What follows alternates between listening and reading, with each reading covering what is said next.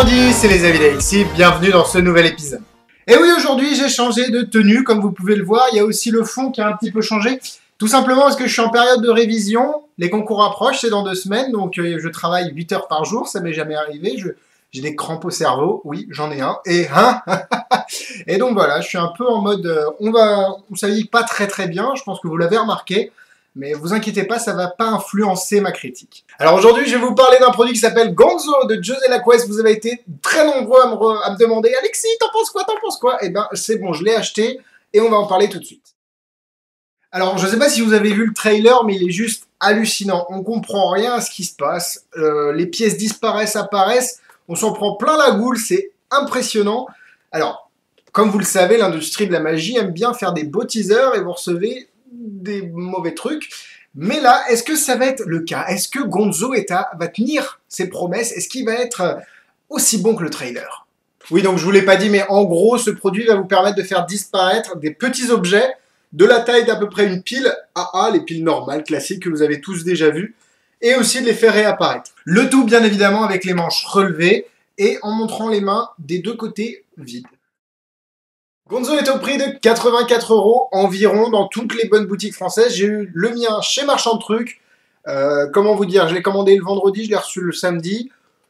On va dire que niveau rapidité, on est sur une bonne base. C'est une bonne boutique, très rapide, très sérieuse. Donc je vous encourage à aller l'acheter là-bas.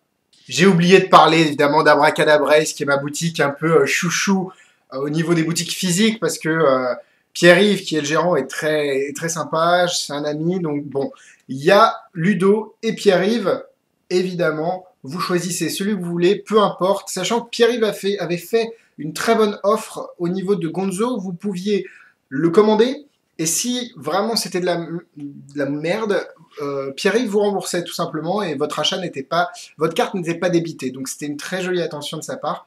Voilà, comme je l'ai dit, des marchands super sérieux. Alors, ce que vous recevez déjà, c'est cette jolie boîte en carton. Non, je déconne, elle n'est pas jolie, mais c'est ce qui est à l'intérieur qui nous intéresse. Alors, on va faire le déballage ensemble. Ah, le Gonzo est en dehors de sa petite pochette, donc je vais éviter de vous le montrer. La petite pochette en cuir avec tous les accessoires à l'intérieur. Vous recevez notamment une Luborlens. Vous recevez une coquille aimantée d'un penny. C'est une petite pièce qui peut s'apparenter à un 2 centimes chez nous. Vous recevez du matériel pour utiliser des objets non magnétiques, ou aimantables plutôt, et vous recevez un système qui va permettre de ramasser, de ranger le Gonzo automatiquement sans que vous ayez besoin de vous cleaner manuellement. Et vous recevez, je crois que c'est à peu près tout, mais vous recevez pas mal de trucs, donc c'est plutôt bien. Et le DVD, qui évidemment le Gonzo qui est là, mais que je ne peux pas vous montrer. Et le DVD qui est très bien tourné, très bien produit. On a tout ce qu'il faut, on apprend ce qu'il faut. C'est clair, c'est net, c'est précis. Les routines sont travaillées, on a envie de les faire en vrai. Donc j'ai du tout bon pour l'instant niveau packaging et ce qu'on reçoit.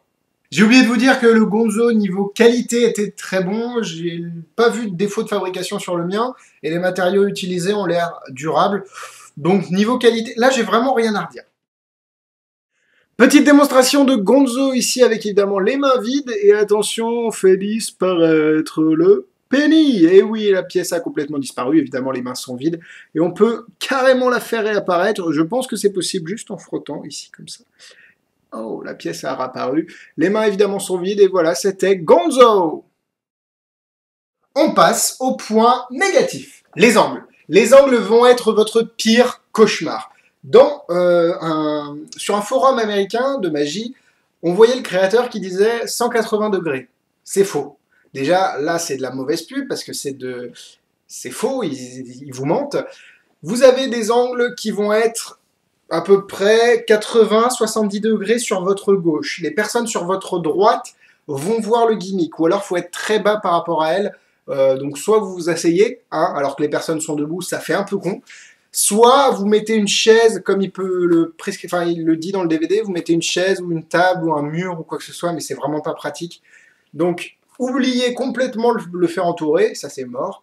Oubliez de le faire en table à table, ça c'est mort. Donc en cocktail avec des gens que sur votre gauche. C'est un peu restrictif quand même, et attention, parce que même avec ces personnes-là, vous pouvez flasher. Il faut vraiment avoir connaissance du matériel. Donc, c'est pas hyper pratique. Donc, comme j'ai dit, il n'y a rien à dire à propos du packaging, mais honnêtement, est-ce qu'on avait besoin de tant de ça? La petite pochette en cuir, est-ce qu'on avait vraiment besoin de ça? J'aurais préféré un petit sachet zippé, hein, et payer moins cher. Payer peut-être 5 ou 10 euros moins cher. Je m'en fous honnêtement de la pochette en cuir, c'est sympa pour le transporter, mais bon. Voilà, donc peut-être, là c'est peut-être un cas exceptionnel où le packaging a été beaucoup trop travaillé, même si c'est un peu dur de dire ça, mais voilà, vous comprenez ce que j'ai envie de dire. Peut-être qu'on aurait pu payer moins cher avec un packaging équivalent ou un peu moins travaillé, sans pour autant toucher à la qualité du gimmick. La taille de l'objet que vous allez pouvoir faire disparaître va être assez limitée. $1, une pièce de $1 va être beaucoup trop grosse. On va rester sur des objets de taille comme une batterie, les AA là. Ils font une routine avec une cigarette dans le DVD. C'est possible, mais ça va pas toujours être aussi bien qu'avec une pièce par exemple, ou une petite pièce. Donc pour moi, je vous le dis, une pièce de 5 centimes, c'est parfait parce qu'en plus vous pouvez l'emprunter. Une capsule, j'ai essayé, ça fait du bruit, malheureusement. Donc voilà, peut-être un billet aussi, un billet bien plié, ça peut être sympa, avec évidemment, en l'ayant truqué avec le matériel qui est fourni. Donc voilà, si vous voulez faire disparaître des éléphants, vous ne pourrez pas concrètement avec Gonzo. Et c'est parti pour les points positifs. Il n'y a rien attaché à vos mains, c'est vraiment super cool, comparé au Raven ou autre holdout, comme on dit en anglais. Mais voilà, il n'y a rien attaché à vos mains. Le Gonzo se fixe sur votre bras. Vous avez besoin de faire une petite manipulation quand vous le recevez, histoire d'adapter le Gonzo à votre taille, mais c'est vraiment... ça prend 2 secondes, honnêtement. Et après, vous êtes bon. Le seul souci, c'est quand vous allez enlever et remettre le Gonzo, vous allez devoir l'ajuster au final à chaque fois. Donc le mieux, c'est de garder sur le bras. C'est vraiment pratique à transporter. On le sent même pas. Tout a été pensé, entre guillemets, pour que ce soit assez confortable à porter toute la journée.